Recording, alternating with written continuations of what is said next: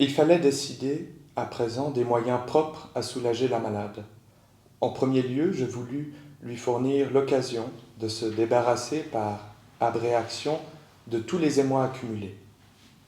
Nous étudiâmes les premières impressions provoquées par ses rapports avec son beau-frère au point de vue de cette inclination maintenue inconsciente. Nous y pûmes déceler tous les petits signes précurseurs, tous les indices dont une passion en plein développement sait rétrospectivement si bien faire usage. Lors de sa première visite à la maison, il avait pris Élisabeth pour la fiancée qu'on lui destinait. Il l'avait saluée avant son insignifiante sœur aînée. Un soir, il s'était entretenu avec tant d'animation et paraissait si bien s'entendre que la fiancée avait interrompu leur entretien en disant d'un ton mi-plaisant, mi-sérieux: Au fond, vous auriez été faits l'un pour l'autre. Une autre fois, dans une société qui ignorait encore les fiançailles, il fut question du jeune homme, et une amie critiqua un défaut de conformation de celui-ci en disant qu'il avait dû être atteint d'une ostéopathie dans son enfance. La fiancée ne broncha pas, mais Élisabeth s'emporta et affirma, avec une vivacité qui l'étonna elle-même, l'absence de défaut physique chez son futur beau-frère. Pendant que nous examinions à fond ces réminiscences, Élisabeth reconnut que depuis longtemps, peut-être même depuis le début de leur relation, ses tendres sentiments à l'égard du jeune homme étaient demeurés assoupis en elle et devaient avoir emprunté l'aspect de simples liens de parenté, ainsi que l'exigeait sa conception élevée de la famille. Cette abréaction obtint incontestablement d'heureux résultats. Cependant, je pus apporter à ma malade plus de soulagement encore en me préoccupant amicalement de sa situation présente. C'est ainsi que je m'assurai un entretien avec Madame von R., femme compréhensive et pleine de délicatesse, bien que déprimée par les derniers événements de sa vie.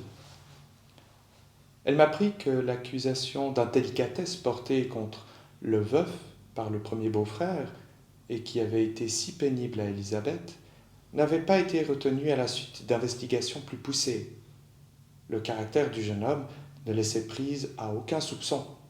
Il s'agissait simplement d'un malentendu, d'une manière différente d'apprécier la valeur de l'argent, celui-ci, en effet, étant pour un commerçant un instrument de travail, alors qu'il est apprécié tout à fait différemment par un fonctionnaire. Rien, en dehors de cela, ne subsistait de cet incident, en apparence si pénible. Je priais cette dame de donner dorénavant à Élisabeth toutes les explications dont elle aurait besoin et de lui fournir à l'avenir toutes les occasions possibles de parler à cœur ouvert, puisque je l'y avais habituée. Je désirais naturellement savoir aussi si la jeune fille pouvait espérer une réalisation de ses désirs devenus conscients. Les choses semblaient ici moins favorables. Madame von R. dit avoir depuis longtemps soupçonné l'inclination d'Élisabeth pour son beau-frère, mais sans savoir que ce sentiment avait déjà joué un rôle du vivant de sa sœur. Toute personne ayant l'occasion de voir les deux jeunes gens réunis, ce qui était rare maintenant, devait se rendre compte du désir qu'avait Élisabeth de plaire à son beau-frère. Toutefois, ni la mère, ni les conseillers de la famille ne se montraient favorables à cette union. Le jeune homme, ayant une santé délicate, qu'avait encore ébranlé la mort d'une femme bien-aimée, rien ne laissait d'ailleurs penser qu'il se trouvait assez remis de son choc moral pour contracter une nouvelle union. Et peut-être ne se montrait-il aussi distant que parce que, étant peu sûr de lui-même, il voulait éviter les commérages toujours possibles. Cette réserve des deux parties intéressées ne pouvait guère que faire échouer le dénouement désiré par Élisabeth.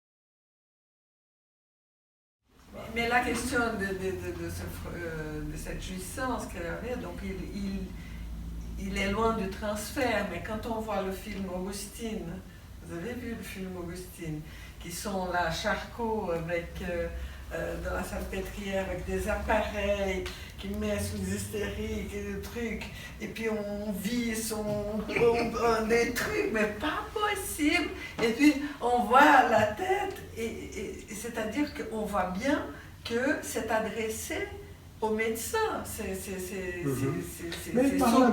ces trucs. Il parle un peu de transfert sans utiliser le mot transfert. Voilà. Il parle Oui, de la mais relation. je crois que c'était pas clair pour lui. C'est ça. Ah, je sais, il parle de transfert lorsque, selon ce qu'il fait, surgit la douleur. Exactement. C'est tout dans la relation. Il faut. Et c'est presque une névrose de transfert, voilà, là, ça veut dire. Il y a connaître le symptôme bien, qui surgit dans la relation. Il faut connaître bien d'autres cas pour voir que cette expression de plaisir, c'était peut-être adressé à lui quand il faisait comme ça des chatouillements sur sa cuisse. Mais enfin, hein, donc c'était la question du transfert, mais voilà, c'est-à-dire qu'il trouve ça bizarre et il n'a pas. Comment? L'aspect transférentiel, il ne le voit pas. Oui, il ne le voit pas. Du tout. Mais il est attentif à la relation du patient avec lui, tout ce qui se passe entre la relation. Oui. Je pense que la question de l'hypnose et de la pression, et c'est drôle quand il dit la pression, je fais de la pression, mais rien n'est sorti, alors je refais de la pression. Et puis là, elle a dit oui, je vais recommencer. Je dis oui, beaucoup d'idées m'ont passé sur la tête. Donc elle voulait en finir. Je vous avoue tout ce que vous voulez. Et j'avoue. Non, c'est la lampe, c'est la lampe qui est sur l'eau. Oui, non. On est un peu dans cette situation. On va un passage à tabac. Et puis je veux juste signaler à propos de la question de cette hystérie, quelquefois où il dit que ça se joue sur des mots, hein, ça se joue simplement sur des symboles, et il donne à la fin du texte à la fin, c'est un exemple. Il dit que c'est presque drôle, c'est presque comique, je ne sais pas si vous vous rappelez. Or, dans la traduction, c'est incompréhensible parce que la traductrice n'a pas compris le texte de Freud. Parce que, n'est-ce pas, elle donne une explication à propos du mot auftreten, n'est-ce pas, la traduction. C'est pas clair du tout. C'est pas clair du tout, et si vous avez compris, c'est que vous avez certainement compris faux, parce que c'est incompréhensible. Dans cette traduction-là, comment c'est... Parce que là, je renonce je veux toujours à juste lire dire en de quoi il français. s'agit, n'est-ce pas? Il s'agit de cette personne qui travaillait dans l'hôtellerie et qui avait ce souci de la présentation, n'est-ce pas? Comment on se présente aux nouveaux clients qui arrivent, n'est-ce pas? Das rechte Auftreten. Or, le problème se pose, c'est un jeu de mots à propos du mot recht, mais ça n'apparaît pas ici. C'est pas à propos de Auftreten qui a le problème, c'est à propos du mot recht. Elle a mal au talon droit parce qu'elle se soucie du rechte Auftreten. C'est le mot recht qui est en cause, c'est pas le mot Auftreten. Et là, on ne peut pas le comprendre quand on dit ça. Mais ça dépend de la traduction. Peut-être que je pense que la traduction, Ouais, celle-là, elle tient en compte. Ah, peut-être. Cette traduction, en principe, elle est meilleure que celle-ci. C'est-à-dire qu'elle n'est pas si mauvaise que ça, mais là, clairement, non seulement c'est pas une bonne traduction, mais là, la personne n'a pas compris le texte. Oui. Vous disiez que c'était des hallucinations. Oui, madame, oui, elle a eu des hallucinations. Une névragie faciale extrêmement violente. Oui, elle avait surtout une névragie. Voilà, alors, voilà. Elle devait avoir des paralysies faciales. Cette pensée était également partagée par des médecins appelés en consultation à qui il avait été donné d'observer chaque accès. La névragie était traitée par des méthodes usuelles: badigeonnage électrique, eau alcaline, laxatif, je trouvais ça incroyable, mais elle resta à chaque fois non influencée jusqu'à ce qu'elle voulût bien céder la place à un autre symptôme. Donc on a même donné des laxatifs et puis rien n'est fait. D'après, on a arraché ses dents, on a rassé, mais il y avait des racines qui restaient. Donc, à la fin du paragraphe, dans l'intervalle... Oui, d'ailleurs, elle parle de la torture qu'il doit infliger. Dans l'intervalle, les dents ne lui faisaient absolument pas mal. Un jour où faisais justement rage en nouvel accès, je fus amenée par la malade à entreprendre un traitement hypnotique. J'opposais un interdit très énergique aux douleurs et de ce moment-là, elles cessèrent. C'est pas une transfert, là. Je commençais alors à nourrir des doutes sur l'authenticité de cette nulle fragile. C'était Est-ce que drôle. c'est Non, mais l'authenticité, si ça cessait aussi, c'est que ça. C'est l'obéissance, C'est parce c'est qu'il bien. y avait un problème. Donc, et puis, quoi, c'est qu'il dit qu'il hallucine. Non, c'est ailleurs qu'elle dit. Moi, elle a peut-être peur qu'il lui fasse une qui lui coupe la jambe, donc non, j'ai plus mal de peur. Non, mais c'est spécial. Non, elle hallucine. Il m'est arrivé, en particulier chez Madame Cécilie, elle de désentortiller les nœuds les plus compliqués. Mais où est-ce que c'est que c'est? Mais effectivement, il est question du fait que... Ah, voilà. Voilà, il parle de la façon dont se répétait un état hystérique de ce genre. Enfin, la malade très bien disposée jusqu'à ce moment-là devenait la proie d'un certain état d'âme pathologique d'une teinte particulière dont elle méconnaissait chaque fois le caractère qu'elle avait attribué à quelque incident banal et récent. Ensuite, en même temps que l'humeur s'assombrissait, se succédaient des symptômes hystériques. Hallucinations, douleurs, crampes, longues déclamations. Finalement, surgissait un événement du passé qui expliquait l'état d'âme initial et puis pouvait avoir déterminé le symptôme actuel. Tout devenait clair avec cette dernière partie de la crise, les troubles disparaissaient comme par enchantement et le bien-être s'instaurait à nouveau jusqu'au prochain accès 12 heures plus tard. C'est marrant, tout devenait clair. Ça, c'est aussi une obsession de Freud. Ah. Enfin, c'est clair. Oui, enfin c'est clair. Mais Alors que tout ensuite, est un peu mais ça ne dure pas obscur. longtemps. Ensuite, quand même, il n'est pas tout à fait satisfait et il cherche encore une autre chose. Non, mais il y a quelqu'un qui lui apparaît aussi à un certain moment. Non, on se mélange tout Elle avec se ces parle, cas. elle parle de quelqu'un qui vient, qui lui apparaît, je sais pas, comme une apparition, comme une visite. Ouais. Alors, une autre chose dans ce texte par rapport aux autres qui devient beaucoup plus complexe, c'est l'intérêt de Freud par rapport aux pensées. Et qu'est-ce qu'il appelle pensée? Pensée, c'est les fantasmes plutôt liés aux affects. Il y a le désir, il y a la peur, il y a la culpabilité, il y a le remords, il y a le rejet, toute une série d'affects. Il y a l'idéal. Il y a la morale aussi, tout le temps, la question de c'est bon, c'est pas bon, c'est bien, c'est pas bien. Et puis il y a la question de la mémoire, ça veut dire les souvenirs. Donc, la pensée pour Freud, je pense que dans aucun autre texte sur les hystériques a été aussi complexe. Et là, de nouveau, on voit comment ça va se dédoubler plus tard. Pas seulement chez Freud, mais dans toute l'histoire de la psychanalyse, c'est ce rapport entre la pensée et puis les symptômes, entre les fantasmes et les symptômes. Et du point de vue littéraire,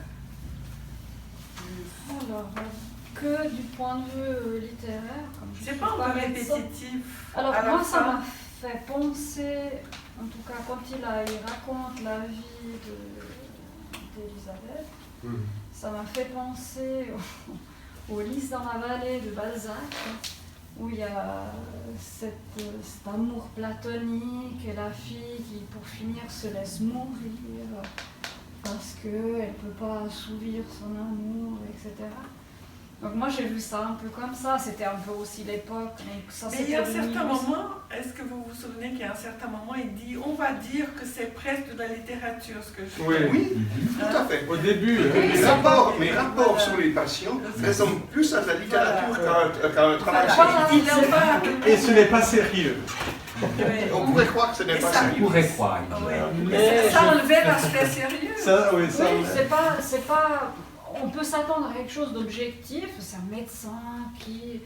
Et au fait, non. Mais c'est la nécessité des cas qui l'oblige à faire les choses ainsi.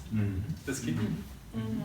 Mais c'est pas seulement, parce que c'est pas tous les psychanalystes ou les psychiatres. Si lorsqu'on verra Kernberg, il n'y a rien de Il tout ça. pourrait, c'est ça enfin je sais Mais pas, parce après, il que- pourrait faire juste des phrases juxtaposées avec les symptômes, les résultats, tandis que là, tout est un peu... On voit l'arrière-plan social, on le voit que de façon directe, mais il est quand même important. Déjà le fait qu'en effet, c'est la fille cadette là, qui doit prendre en charge les parents, C'est une histoire, c'est bien. Et puis, alors, on parle du deuxième beau-frère dont elle devient amoureuse. Oui. Et puis, c'est seulement à la fin qu'il nous raconte que lorsqu'il est venu dans la famille, il a cru que c'était elle Oui. qui était sa fiancée. Oui. Donc ça veut dire que le fiancé qu'on lui avait destiné, ça veut dire que c'est un arrangement.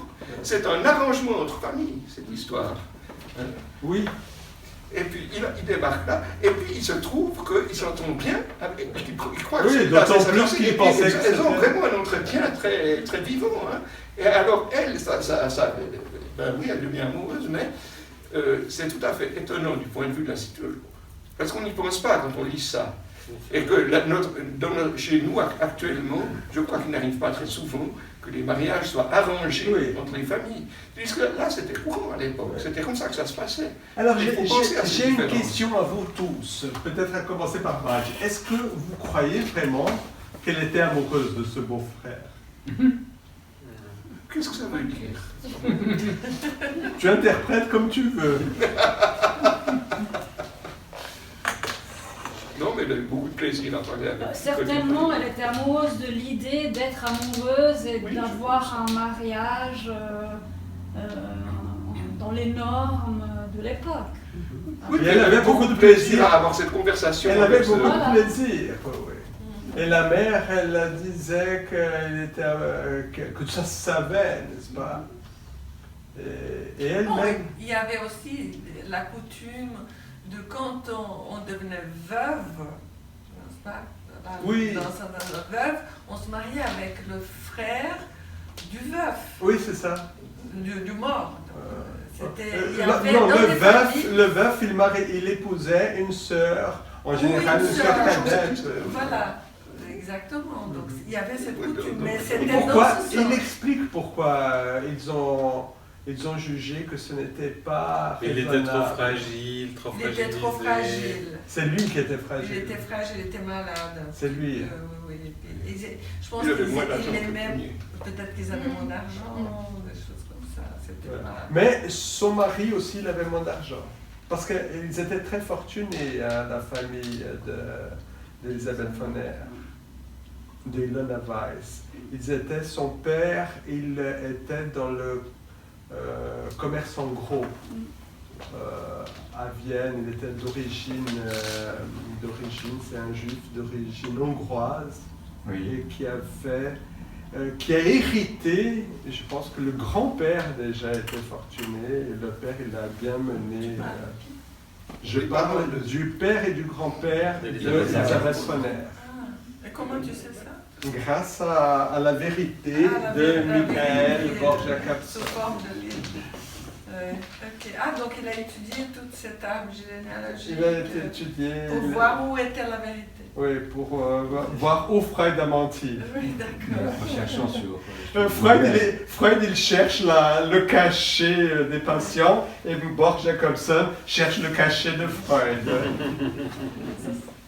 Cette méprise dont parle Jean Schmitt par rapport au fait que le jeune homme vient à la maison et on croit qu'on lui a réservé telle personne, puis en fait il y a une méprise et puis il s'aperçoit que c'est quelqu'un d'autre. Ça rappelle, peut-être que vous connaissez ce superbe film mexicain qui s'appelle Les épices de la passion, qu'on a traduit malheureusement en français comme pan con agua y chocolate. Como agua para Como agua chocolate. para chocolate. Et c'est au fond, cette coutume est complètement explicitée dans le film où la mère dit, lorsque le jeune homme vient pour chercher cette jeune femme, il lui dit, il n'est pas question que je vous la donne en mariage parce que la cadette est tenue de s'occuper de sa mère qui est veuve. Etc. Et puis la mère dit à ce jeune homme qui languit d'amour pour cette jeune femme, il dit, mais en revanche, je peux vous proposer quelqu'un d'autre, qu'elle a une sœur. C'est la même chose que Mozart. Il était amoureux d'une des sœurs. Mozart, il a épousé une des sœurs Weber alors qu'il était amoureux de l'autre. Je ne connais pas la biographie de Mozart. C'est une drôle d'époque. C'est une époque magnifique. Ouais, ok. Où le malentendu était officiel. Ouais. Alors, merci. Merci à tous. Merci. Juste avant de finir, est-ce qu'on peut déjà lancer la chose pour penser, ou bien on discute maintenant, peut-être c'est un peu... C'est-à-dire, ma préoccupation, c'est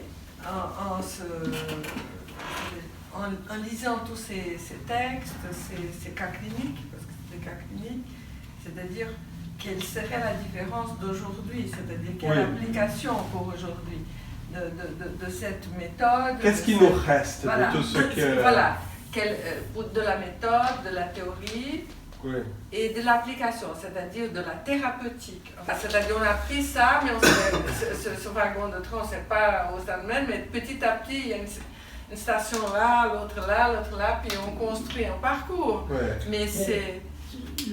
J'avoue, moi non plus, j'étais pas... Enfin, oui, il a été pensé. Comme ça.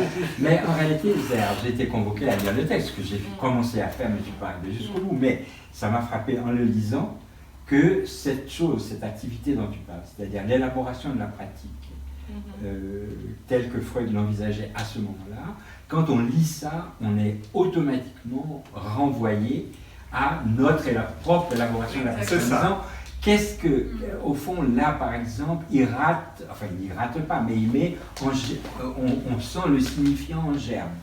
Là, on entend l'après-coup. Là, on entend quelque chose. Donc, on est renvoyé, bon, peut-être que c'est une fiction, mais... on connaît la fin de l'histoire. On connaît la fin de l'histoire. Alors, on sait que... Alors, on se dit, mais il est en piste. C'est-à-dire, il n'y a aucun moment réellement on dit il s'égare, mais qu'est-ce qu'il va chercher là? Parfois, il y a eu des moments, il y a eu d'autres histoires. Mettre un petit doute sur ce que c'est que, avec ce que tu dis, on aurait l'impression de croire. Comme on voit les choses maintenant, alors c'est ça qui est juste. Non, c'est pas ça que je veux dire. C'est pas ça que je veux dire. Bon. N'empêche que pour l'instant c'est juste. Pour l'instant c'est juste. Dans 50 ans, on va rediscuter. Jean, ou alors le juste ne serait pas le juste, mais le sériel. C'est-à-dire qu'on voit qu'une série est en marche, que la série nous mène ici ou là, on verra, n'est-ce pas? Et d'ailleurs, ça va nous mener ici ou là, puisque certains vont l'amener à l'IPA, d'autres vont l'amener chez Kernberg, d'autres vont l'amener ici. C'est-à-dire que la série ne dit pas où le train va finalement s'arrêter, parce que les voies vont s'écarter.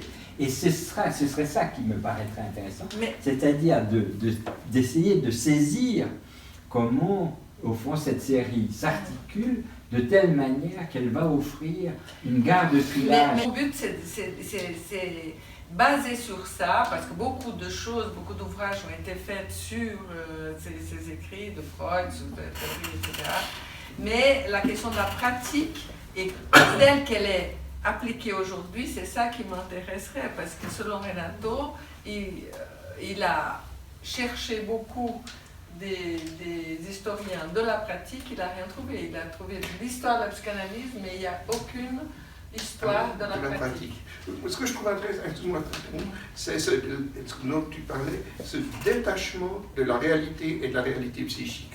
Je crois que ça, c'est très intéressant, parce que, justement, là, on le voit impliqué, de savoir, est-ce qu'elle a des chances, n'est-ce pas? Ça, il est dans la réalité.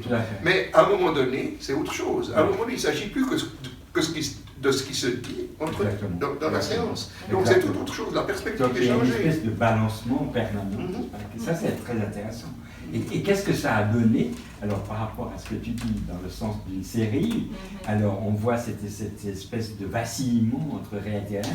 Alors l'interrogation autour de la pratique de se dire, mais alors qu'est-ce que ça a donné en fait? Comment ça a évolué? Comment nous pratiquons aujourd'hui déjà? Donc chacun et on constate que cette problématique est encore tout à fait actuelle et qu'on a, disons, des formes d'éthique, c'est-à-dire des manières de marcher qui sont du côté de ce qui est convenu d'appeler la réalité, au mépris de la réalité psychique. Et puis là, ça implique le désir du thérapeute. Là, Freud montre qu'il désire que son mariage puisse s'allonger. Absolument. Oui, ça c'est très important, la question, et je dirais pas seulement le désir, mais le désir, oui, clinique même, mais c'est parce qu'il du thérapeute, de l'analyste, qui n'est presque jamais explicite, dans presque aucun cas, dans presque aucun traitement, et je ne sais pas dans quelle mesure les analystes ou les thérapeutes, ils le disent à eux-mêmes. Ça veut dire, j'aurais voulu que ça arrive ceci ou que ça arrive cela. Ça veut dire, quel serait finalement le... C'est-à-dire... Qu'est-ce qu'ils souhaitent pour la patient? Mais c'est-à-dire Comment est-ce qu'elle va mourir, cette mère? Donc on pourrait dire que là, il n'a pas encore... Enfin, on voit en germe, je dirais. Donc voilà, quelque chose de juste ou d'injuste, mais on voit en germe quelque chose de la théorie du transfert. C'est-à-dire que ce désir qui est porté sur la réalité, n'est-ce pas, est-ce qu'elle va réaliser ça, n'est que, au fond, quelque chose qui est en train d'émerger autour du transfert. C'est-à-dire, qu'est-ce que je lui veux pour qu'elle me veut, elle ne lui veut pas, c'est-à-dire, alors, moi, j'étais aussi intrigué par cette passion, au fond, qu'il a pour l'amour, là. Enfin, cette histoire d'amour, le mariage, l'amour. Alors, bon, il se trouve que ça arrive dans la patientèle, qu'on ait des gens qui aient cette même fascination pour ce que j'appelle le monde de Pocahontas, c'est-à-dire se marier et avoir beaucoup d'enfants, cette histoire hollywoodienne. Et on se dit, mais est-ce que finalement l'amour dont il parle n'est pas les germes, mais mis dans la réalité, de ce qui va devenir le transfert? Oui, ça va se dégager. Ça va se dégager. Et à un moment donné, lorsqu'il va parler du transfert, il va dire, mais enfin, ce qu'on appelle l'amour mondain et le transfert, quel est le rapport entre les deux dans le texte On Transference, à propos du transfert. Alors en allemand, je ne sais pas comment on dit, je ne me rappelle plus comment on dit transfert en allemand. Vider, machin. Bref. Bref, c'est Übertragung. Übertragung, voilà. C'est Hubert. C'est Hubert. Oh, on va manger. Hubert On va Eats. manger. Non, on va pas manger. On va manger ici, on a un pique-nique. On va manger ici. Bon. Oui, alors, Alors, prochaine fois, Dora? C'est Daisy, c'est toi qui... Non, moi c'est Non. Lolo et puis ça sera l'année c'est prochaine. Loa. Ah. Oui. Ouh là là. Prochaine fois, c'est Dora. Ensuite, c'est Mais il faut être plusieurs pour Dora. Petit À Hans. mon avis, parce que c'est trop... Nous sommes 6 pour Dora.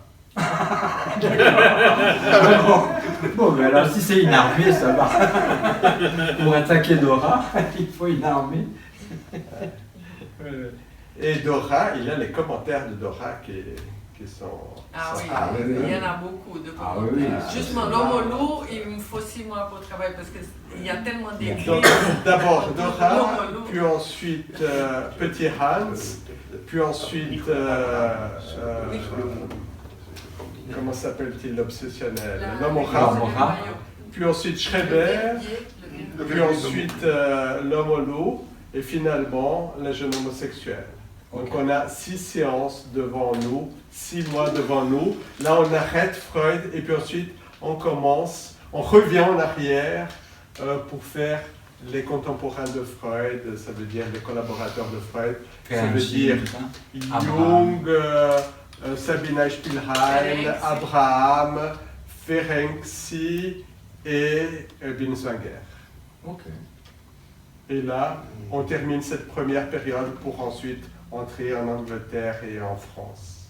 Ah, Donc le livre sera écrit dans 10 ans. Donc on a tout le temps de changer d'idée.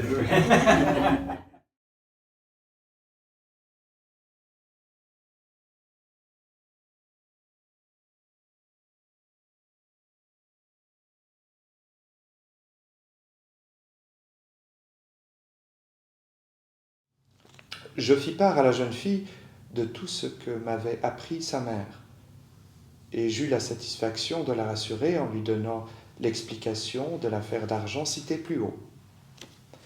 D'autre part, je l'invitais à supporter paisiblement l'incertitude du destin qui ne pouvait être dissipée. Mais l'époque estivale déjà avancée nous contraignit alors à mettre fin au traitement. Elle se trouvait à nouveau en meilleur état. Il n'était plus question entre nous de ces douleurs depuis que nous nous étions préoccupés des causes qui les avaient provoquées. Nous avions tous deux l'impression d'avoir achevé notre tâche. Néanmoins, je me disais que, malgré tout, l'abréaction de la tendance réprimée n'avait pas été poussée jusqu'au bout. Je considérais la malade comme guérie et lui conseillais de continuer à poursuivre elle-même ses efforts en vue d'une solution, puisque le chemin était déjà frayé. Elle ne s'y opposa pas et partit avec sa mère pour passer les vacances en compagnie de sa sœur aînée et de la famille de celle-ci. Ajoutons quelques brefs renseignements sur le cours ultérieur de la maladie de Fräulein von R. Quelques semaines après qu'elle eut pris congé de moi, sa mère m'adressa une lettre désespérée. Elle m'y disait qu'elle avait tenté de parler à Élisabeth de ses affaires de cœur et que celle-ci était aussitôt entrée dans une violente colère et que ses douleurs l'avaient reprise depuis lors. En outre, elle m'en voulait beaucoup parce que j'avais trahi son secret et se montrait parfaitement intraitable. Le traitement aurait donc totalement échoué. Que faire maintenant ? Élisabeth ne voulait plus entendre parler de moi. Je ne répondis pas. Comme elle n'était plus sous ma férule, il fallait s'attendre à ce qu'elle tentât, cette fois encore, de refuser l'intervention de sa mère et de revenir à son extrême réserve d'autrefois. Cependant, j'étais presque sûr que tout s'arrangerait et que mes efforts n'auraient pas été vains. 2 mois plus tard, les 2 dames étaient de retour à Vienne et le collègue qui m'avait adressé la malade m'apprit qu'Élisabeth se portait parfaitement bien et qu'elle se comportait en personne normale tout en souffrant pourtant de temps en temps de ses jambes. Depuis, elle m'a fait à plusieurs reprises parvenir des messages analogues promettant chaque fois de revenir me voir. Mais, et c'est là un fait qui caractérise les rapports personnels établis pendant ces sortes de traitements, elle ne le fit jamais. Ainsi que mon confrère me l'affirme, elle peut être considérée comme guérie. Quant à l'attitude du beau-frère à l'égard de la famille, elle ne s'est pas modifiée. Au cours du printemps 1894, j'entendis raconter qu'elle allait se rendre à un bal où je pouvais me faire inviter, et je ne laissai pas échapper cette occasion d'aller voir mon ancienne malade, se laisser entraîner dans une danse rapide. Depuis lors, elle a épousé, par inclination, un étranger.